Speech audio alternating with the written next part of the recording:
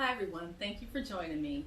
So this is my first video in a series of videos for a podcast that I'm starting surrounding my experiences with dealing with someone that was a narcissist. And this video here is I'm recording it, but I'm going to do all my other videos as live videos. I'm recording this one because I wanted to specifically do one for Valentine's Day, because I know that sometimes that's a very hard holiday to go through when you're dealing with a narc, or when you're newly out of a relationship with a narc.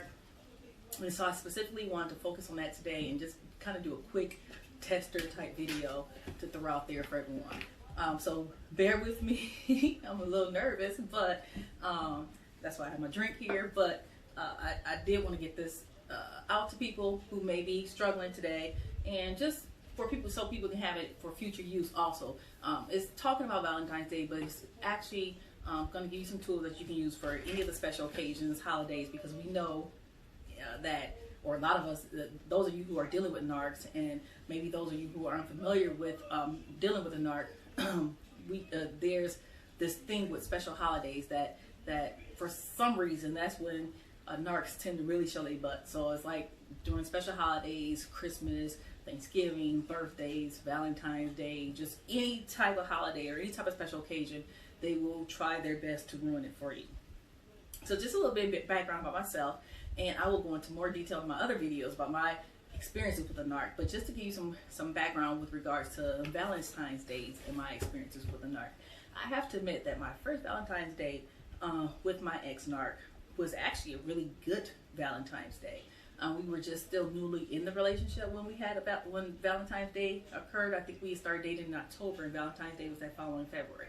And so it was actually a pretty decent Valentine's Day. I had gotten into a car accident the day before, and so I couldn't really move around much. And Valentine's Day was on a Tuesday. He lived 4 hours from me, so I had to wait until the weekend to see him or to celebrate Valentine's Day. But on that day, he did send me some cards. He sent me some flowers to the house. When he came for that weekend, he bought more gifts with him. So it was like I got a jewelry stand. I had made a post on Facebook stating that I had my microwave had expired, like one of my favorite microwaves. So he actually bought a microwave with him to present to me for Valentine's Day. And then he kind of catered to me that whole weekend because I was still sore from my accident. I couldn't do a whole lot of moving. He catered towards me. He went grocery shopping for me. We went out to dinner, and then we spent like majority of that weekend kind of just laying in bed watching movies. So that was actually a very good Valentine's Day for us. The following Valentine's Days, though, those were nightmares. Just like any other special occasion or holiday, were all nightmares. It would be the starting an argument with me the day before Valentine's Day, just because he knew that it would disturb me. So I mean, there were some times that I was literally up all night the day before Valentine's Day stressing because he had started some type of argument, or he was just being unnecessarily mean to me for some reason, telling me he maybe wanted to be with another woman, or he was in love with someone else, and he didn't know how he felt about me, and just anything to kind of just throw me for a loop. So it would be sometimes I'm literally up all night the day before Valentine's Day crying, whether or not I had to go to work or not the next day. And at that time, sometimes I had like a 6-hour commute to work, and like he just literally didn't care. Like he would just torture me the day before. I don't know why. But that's how narcs do. But then on Valentine's Day, it'd be this whole turnaround with him, with sending me flowers to work, sending me cards, telling me how much he loved me, telling me that he's gonna marry me, taking me out to dinner, and so it would be like this kind of, I love you so much, and I'm not sure why I was so mean to you yesterday, and I really love you, and I'll never be like that again with you, and blah, blah, blah, and this and this and so forth. But it's very interesting because when people talk about they discard, I actually experienced my first discard from him. We were already 3 years into the relationship, and it happened on Valentine's Day. And it was just like the night before, it was weird because he kind of changed the game on me. So the day before, he was a little mean like he normally is, but it wasn't extreme. And then the night before, he told me how much he loved me and went to bed. And so I woke up the next morning not thinking anything was going on at all. Like there was not an issue. we were good, you know, everything. And he gave me the silent treatment the entire day, like ghosted me that whole day for Valentine. Like I'm calling him, I'm texting him, I'm sending him inbox messages on Facebook, and he just not responding to me at all. Like I don't even exist. So then when he finally called me, he called and was just like, I don't want to do this anymore. And he said he didn't want to do this anymore, some blah, blah, blah, some other stuff. And then he just hung up on me. So that was my first discard, was on Valentine's Day. And it was gut-wrenching and it was heartbreaking. And I couldn't quite fathom what was going on or why he would decide on Valentine's Day to do the discard. But that's what he did. And I admit that first discard was very hard. That Valentine's Day, the remainder of the night, the day was very hard, and I was like, I struggled. We actually didn't talk for like 2 weeks after that because it was just like he said it was just done. So it was the whole 2 weeks before he came back with this whole, you know, I'm sorry and we're gonna always be together, and I didn't mean to do this, and I should have never done you like that. So it was that happening afterwards. But because of my relationship with him, I had to actually go through like a lot of counseling. And so my counselor was giving me tools to use, and she finally just said to me like one time, like, okay, what are you gonna do? Like, if you're gonna stay with him, like I can help you so that you can cope better with that entire relationship, or if you want to get away, I can give you what you need so that you can start emotionally detaching from him and dealing with the trauma bonds that's gonna ensue once you decide to get out of the relationship with him. So I wanted to give you all some little tidbits because, again, today's Valentine's Day is it's rainy outside here in Charlotte, so I know it's kind of gloomy here. I don't know what it's like in your area, but it's always a hard day when you're dealing with someone like a narc, whether it's a male or female. It's a very hard day because they make these days and these special occasions, again, extremely difficult for us. So I just wanted to give you a little bit of tools of what you can do if you're with your narc still, or if you're newly again out of a relationship with a narc. So some of the things that you can do if you're actually with your narc still and you're maybe living together or you're still communicating with each other, they're going to use this day to start with their extreme mind games, right? So you have to remember that that's exactly what this is. They're doing mind games. Remember not to internalize that. When they do these mean things to you today, just remember, hey, this is what they do because this is what narcs do. And don't internalize it. Don't take it to heart. Don't sit there and say, oh, I must be doing this wrong. You literally have to think of it as exactly what it is, a mind game that they're playing with you. And they're doing it because they want to bother you and cause you as much misery and pain as they can on today. The other thing you can do is not engage with them. Even if you have to go gray rock method, use the gray rock method. And if you're not familiar with that, that just means treat them as though they're talking to a rock. Don't engage with them. Don't show any emotion when they are saying things to you. If you have to, just get up and leave. If you're living in a household with a narc and he or she, they're doing things to try to get a response out of you, it's okay to just get up and walk out. Get up and walk out. Go for a walk. Take a drive. Go to a favorite spot. My favorite spot happens to be the lake. Go to the lake. Look at the lake. Just do something so that you're not even around them during that time.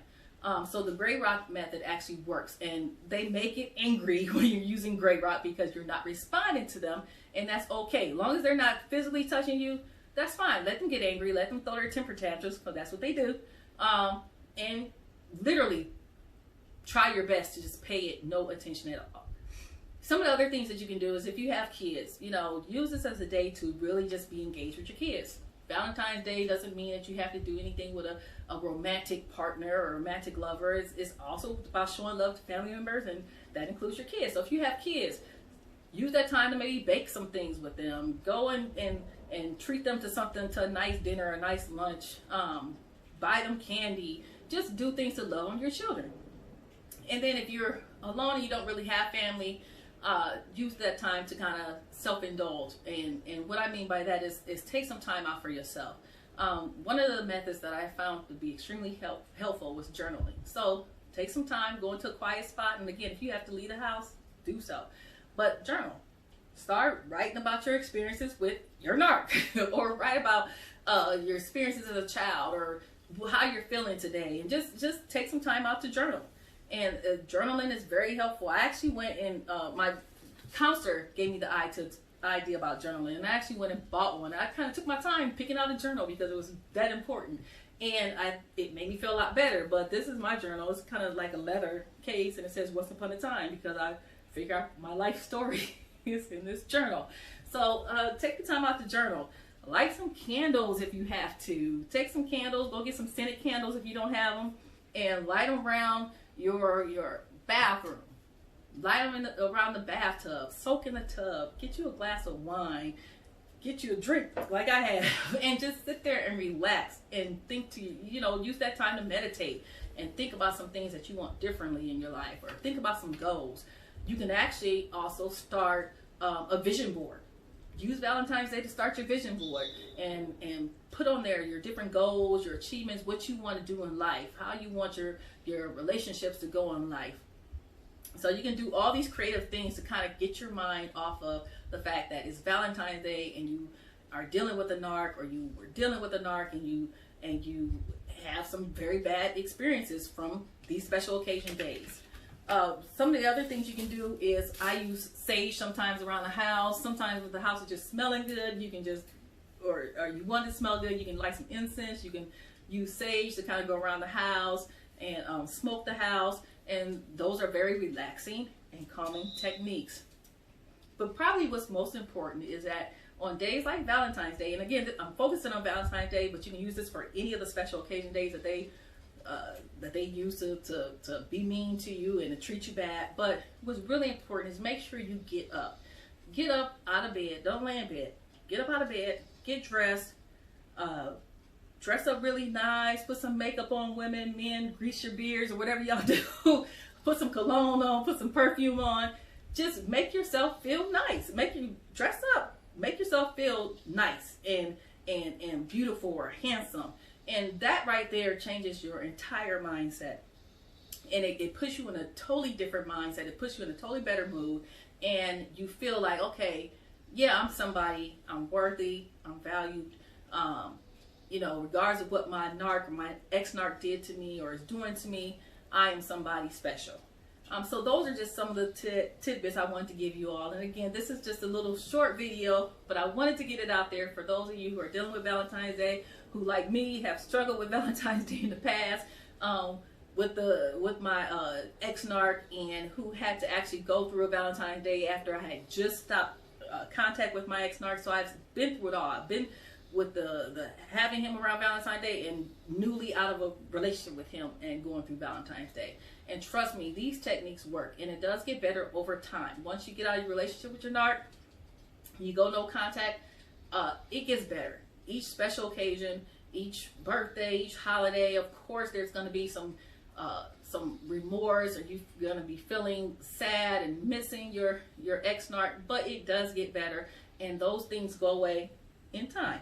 So I hope this video cheered some of you up, and I hope this video gave you some tools to use for today, and then for, again, special occasions and holidays in the future. I will be doing more of these type of series, and again, there'll be live videos, but the series on surviving a narc will focus on my experiences with a narc. It'll focus on the traits of a narc. It'll give informative information about how to deal with narcs. It'll give you some tools to use for those of you that are still in a relationship with narcs, so that you can survive that relationship while you're in it. And then it'll hopefully give you some tools to inspire you and to empower you, or give you the strength or the motivation to actually leave a relationship that you may be in that's with a narc that's toxic and it's become so challenging to you that you cannot deal with it anymore.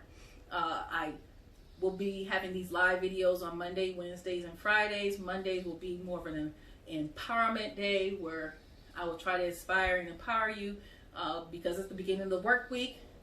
Wednesdays will be the days that I talk about my personal experiences with my ex-narc. But not only that, but then to also give you some, again, tools in which you can use in dealing with your narc, or with tools in dealing with the trauma bonding that may occur if you newly left your relationship with your narc. And then on Fridays, it's going to be day for venting. So Fridays, viewers can call in, they can send emails, they can comment on the live feed, ask questions, or just get things off their chest about their experiences with their narc or their experiences with their ex-narc. So I hope that this series can be something that is helpful to everyone that have gone through what I've gone through, or that are currently going through what I've been through. And I just want to put it out there so that people can feel empowered to leave situations, or feel and know that they can get through leaving a situation. So again, I'll put the link in my description of the video to my group page on Facebook, and you'll have please subscribe to my channel. Please like this video if you liked it, and I look forward to interacting with you all again soon. Thank you.